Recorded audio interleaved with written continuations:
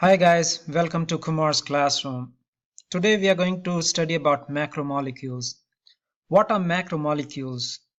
Macromolecules make every living things, and these are also called as the biological molecules because these molecules are necessary for every living thing to survive. Now let's look at what are macromolecules. So macromolecules are kind of organic compounds. And what are organic compounds? Compounds that contain carbon are called as organic. And as the name suggests, macro means big. So these big molecules are large organic molecules. That means they are made up of carbon as the basic building block. So now what makes carbon the basic building block? Let's look into the structure or the atomic structure of carbon. Carbon has 4 electrons in outer shell. And as you know, all those elements want to have a full octet. That is, they want to complete their outermost shell. So carbon can form covalent bond. That means it can share electrons with other elements to form a compound. So it has 4 electrons in outermost shell. That means carbon can share 4 electrons with other elements. And it shares usually with hydrogen, oxygen, or nitrogen to make the macromolecules. So for example, CH4, that is methane, and it has 1 carbon atom and 4 hydrogen atoms. So they make a methane gas. Why macromolecules are important for living organisms? Because they are the essential source of energy, and they are also storing the energy in the various bonds, and they have the instruction to bond and grow. So we'll look more in detail about these points when we are looking at the different macromolecules. So as the name suggests, macro means big. They are the large organic molecules. Organic means they are made up of carbon. And they are also called as polymers. Poly means many. And they are made up of small building block called as monomers. So that means macromolecules are polymers. But when you look at the single unit, they are made up of small building blocks. And we call them as monomers.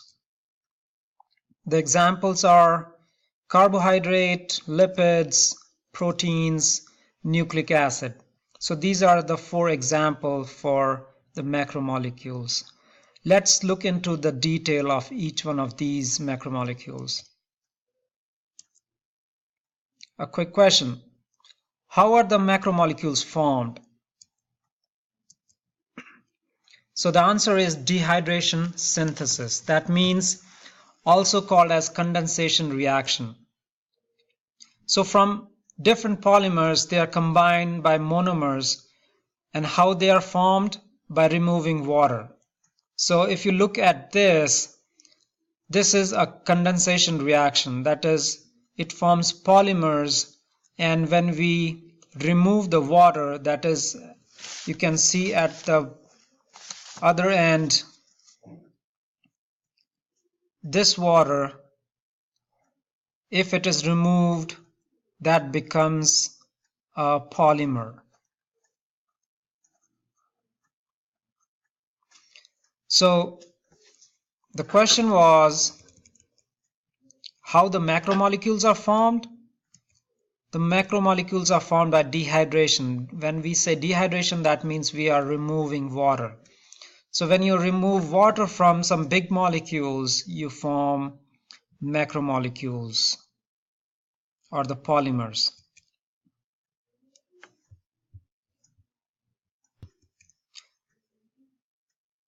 Another question, how the macromolecules are separated or digested?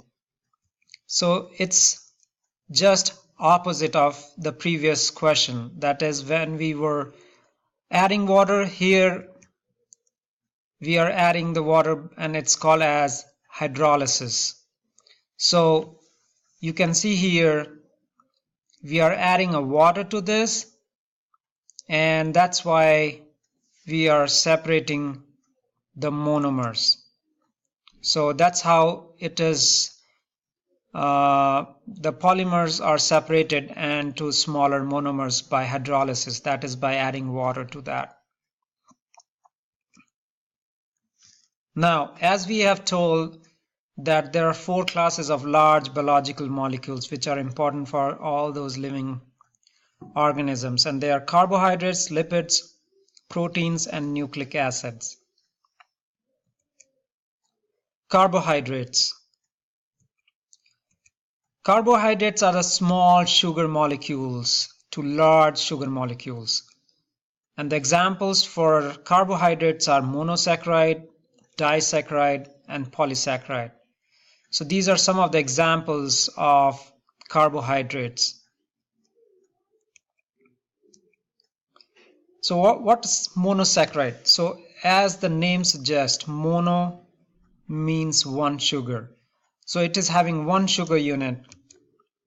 And the example is C6H12O6, and that's a glucose.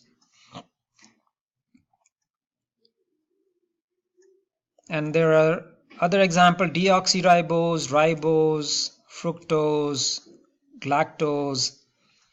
So all those with end in OSE, they are monosaccharide carbohydrates.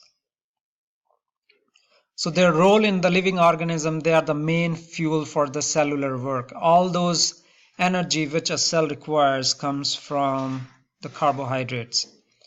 And the cell breaks down the glucose molecule and extract the stored energy, giving off carbon dioxide. So we will be doing this more in detail when we'll be doing respiration. So carbohydrates are the monosaccharide with one sugar unit. Example are glucose, ribose, fructose, and galactose. Disaccharide.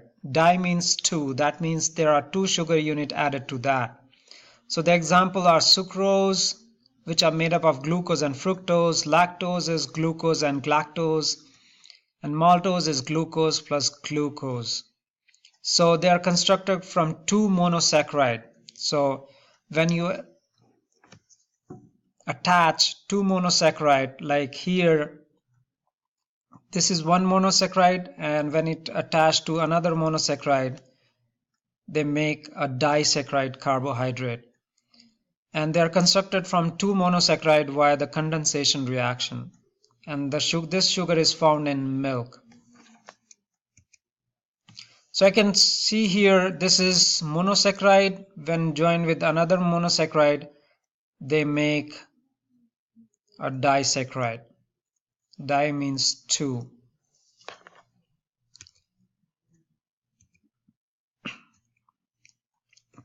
Polysaccharide, that is, poly means many sugar units. So as the name suggests, if there are many sugar units attached, they make a polysaccharide. And the example is, it's called as cellulose. So the starch, which is found in bread, potatoes, glycogen is beef and muscle, cellulose is lettuce and corn. So these are the kind of starch. And they are long chain of monosaccharides. Humans store excess sugar in the form of glycogen. Plants store excess sugar in the form of starch. And cellulose give plant their structure in the stem and wood, most abundant organic compound found on the earth.